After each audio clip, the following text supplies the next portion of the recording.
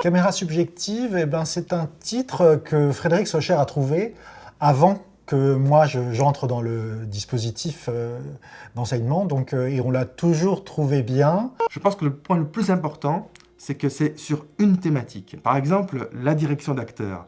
On a la chance d'avoir Patrice Chéreau, qui vivait encore à l'époque, Michel Deville, qui est pour moi un grand cinéaste, il faudra absolument qu'on revoie tous les films de Michel Deville, Olivier Assayas, Bruno Dumont, donc voilà, Claude Lelouch, donc plein de cinéastes très différents, et chacun donne son point de vue sur la direction d'acteurs.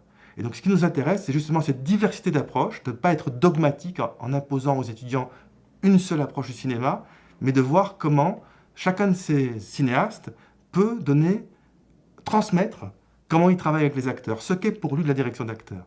Et donc le fait de se focaliser sur un point permet, je pense, d'aller plus en profondeur dans la diversité des parcours abordés en fonction des personnalités qu'on invite. Les caméras subjectives, ce sont des rencontres avec des professionnels du cinéma autour d'un thème qui varie chaque année.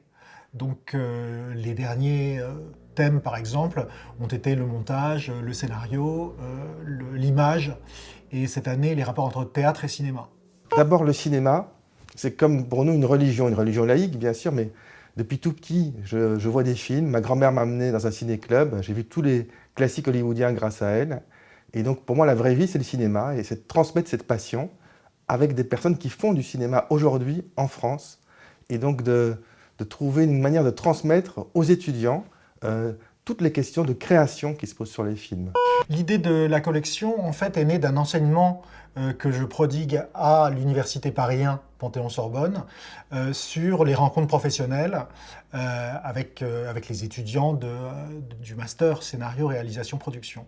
Et l'idée, c'est que ces rencontres feraient chaque année l'objet d'un livre à partir des transcriptions d'entretiens avec des professionnels, chaque année sur un thème différent. Il y a tout un travail de réécriture pour les livres qui est important.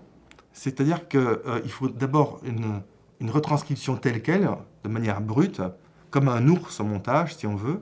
Et après, il faut avoir, et là c'est plus Bin ou moi, ou les coordinateurs du volume qui interviennent, et pas les étudiants, la possibilité de faire comme un montage. Les retours des étudiants sur les débats ainsi que sur les livres sont en général très fructueux. Et donc qu'à lire ces livres, évidemment si on s'intéresse au film et au cinéaste, on puisse s'instruire, mais aussi qu'on ait comme des bribes de romans, de récits, d'aventures, et donc que ce soit aussi pour le lecteur néophyte un plaisir tout simplement, comme quand on lit un roman, de découvrir ces aventures humaines que sont les tournages de films.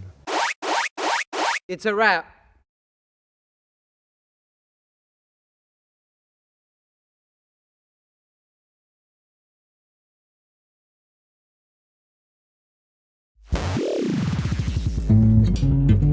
Thank you.